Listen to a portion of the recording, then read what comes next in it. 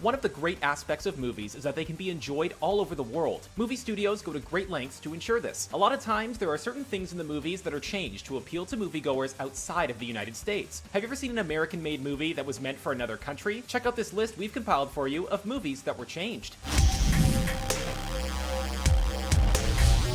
Don't forget to hit that subscribe button below and join our notification squad to stay up to date on all our content. Can you guess which feature film these emojis are referencing? Find out shortly following the video. I got him!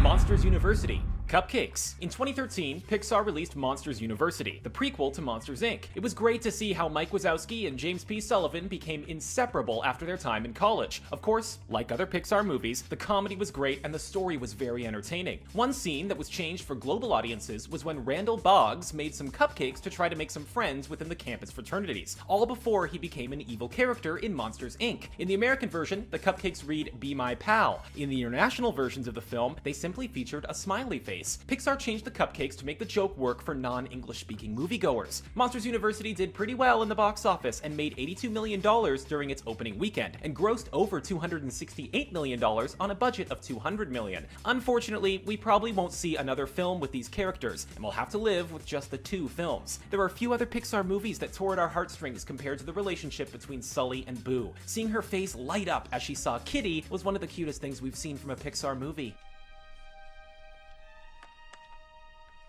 Am I really that fat? Toy Story 2, Buzz Lightyear's speech. There's one scene in Toy Story 2 that was changed for global audiences that you probably didn't know about. In case you forgot, Buzz Lightyear gave a rousing and heroic speech to Andy's toys before they travel across town. During the pep talk, an American flag appears behind him and the Star-Spangled Banner plays in the background. For the international release, Pixar changed the flag to a spinning globe with fireworks shooting off, while composer Randy Newman wrote a new score called the One World Anthem. Leave it up to Disney Pixar to find American themes in their films and make changes to better include the rest of the world. It definitely helps ensure audiences everywhere enjoy the film, and you can't necessarily tell it was made in the United States. There are probably a lot of fans out there that would say Toy Story 2 is their favorite of the trilogy. After Andy's mom has a yard sale and Woody is taken by Al, the greedy toy collector, the lengths that the toys go to get Woody back are pretty remarkable. Once again, all the humor you would expect from a Toy Story movie made its way into the movie and captivated audiences.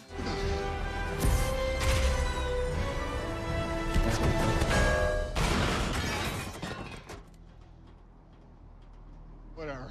Iron Man 3, Chinese version. Iron Man 3, released in 2013, is a co-production between Marvel Studios and China-based DMG Entertainment. The Chinese version of the film included some new scenes that weren't in the US version. The character Dr. Wu, who was introduced in the beginning of the movie, is expanded upon and given additional scenes in the Chinese version. Overall, there is roughly 4 minutes of footage that was added. There's also a new scene that features Iron Man with middle school students that can be seen in a news report. They even went as far as putting product placement from Guli Duo, which is a popular milk brand in China. Iron Man 3 was well liked by many fans, especially after the sequel was a bit of a disappointment. It did great in the box office and grossed over $408 million.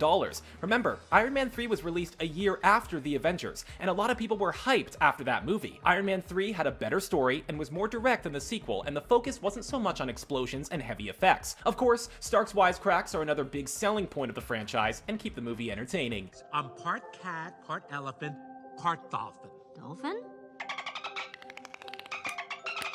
Inside Out, Soccer Fan. Inside Out, released in 2015, is another Disney movie that was changed for international audiences to enjoy. If you've never seen the movie, Inside Out is about a young girl named Riley who is uprooted from her Midwest life and moves to San Francisco with her parents. Her emotions, joy, fear, anger, disgust, and sadness all conflict when she has to navigate through a new city, house, and school. In the American version of the film, Riley is really passionate about hockey. However, in other countries, she's all about soccer, or better yet, football, a sport that is more well known around the world than hockey, so it makes sense. Another change in the movie was a scene from Riley's childhood where her father was feeding her broccoli, which she didn't like. In Japan, instead of broccoli, it was a green pepper instead. Apparently, green peppers are the disgusting green veggie over there. Once again, Disney did their research and went above and beyond to try and get moviegoers from all over the world to enjoy their film. It worked, because the film grossed over $355 million. It was a heartwarming movie, and played on some very real aspects of being a human, which can be enjoyed by the whole family.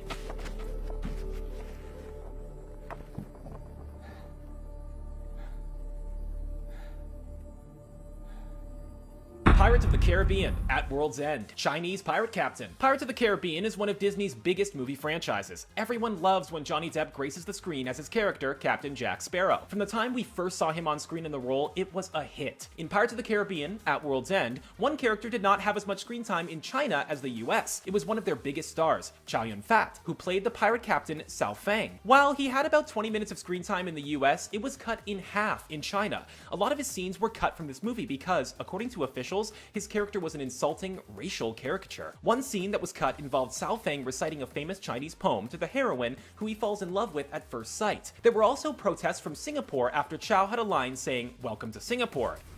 Captain Barbossa, welcome to Singapore.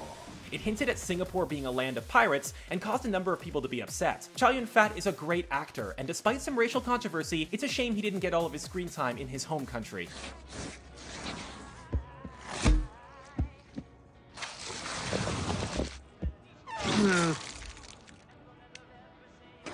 Zootopia, newscaster animals. Animated movies tend to go to great lengths to ensure kids all over the world never notice they're watching a movie made in a different country. For example, Zootopia, released in 2016, changed the animal newscasters depending on where the movie would be released. The US, Canada, and France had a moose, China had panda bear, Japan had a tanuki, Australia and New Zealand had a koala, the UK had a corgi, and Brazil had a jaguar. In some countries, the animals were even voiced by local newscasters whose voices kids may have recognized. Zootopia did a great job of tailoring perfectly to include cultural differences from all over the world, which is pretty awesome. If you didn't know, Zootopia is a city where animals of all breeds live together in harmony. The story revolves around the first ever bunny police officer and a sly, cynical fox who must work together to uncover a conspiracy. The film made $73 million the first weekend in the box office, breaking Frozen's domestic opening weekend, which made $67.4 million. The film worldwide earned a little over $341 million. The different animal newscasters probably played a big part in the international success. Son of a bitch!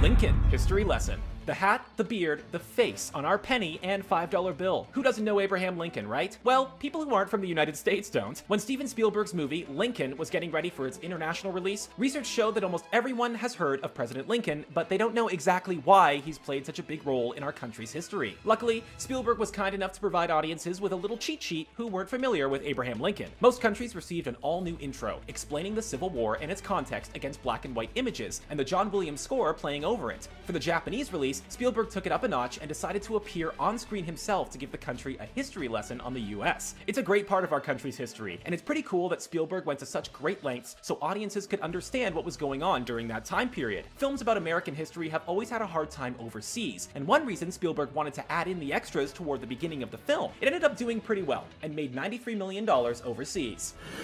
Here's Johnny!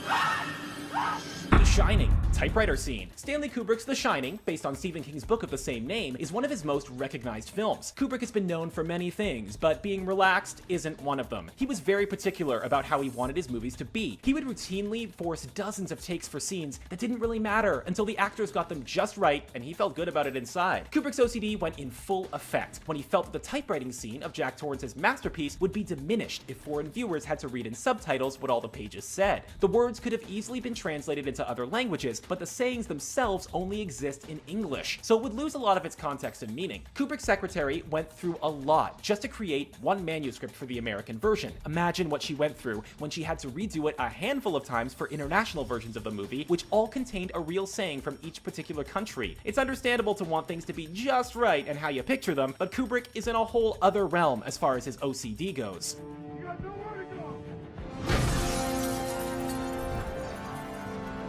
Captain America: The Winter Soldier. To-do list. If you were Captain America, there would be a lot to be curious about after being trapped underneath the ice for so long. After all, you'd be 90 years old and wonder what the heck happened the last 7 decades. So much to see and do, and so little time. How much downtime does the Cap really have when he's not saving the world from annihilation? If you remember, Captain America has a to-do list during one scene in The Winter Soldier. It's filled with things he deems necessary to catch up on. Movies, events, music, and Steve Jobs, of course. However, if you saw the movie outside of the United States, you would see a few few discrepancies on the list. For example, Steve, who lives across the pond, needs to research The Beatles, the TV show Sherlock, and Sean Connery. French Steve needs to listen to Daft Punk and watch The Fifth Element. You'd think the list would be a little bit bigger than that, but maybe the Cap has been doing a lot with his downtime. He owes it to himself to get up to speed with all that happened over the years. It'd be funny in a future movie if he brings up to a fellow Avenger something he crossed off on his list. I am Groot. Save them? How? I am Groot.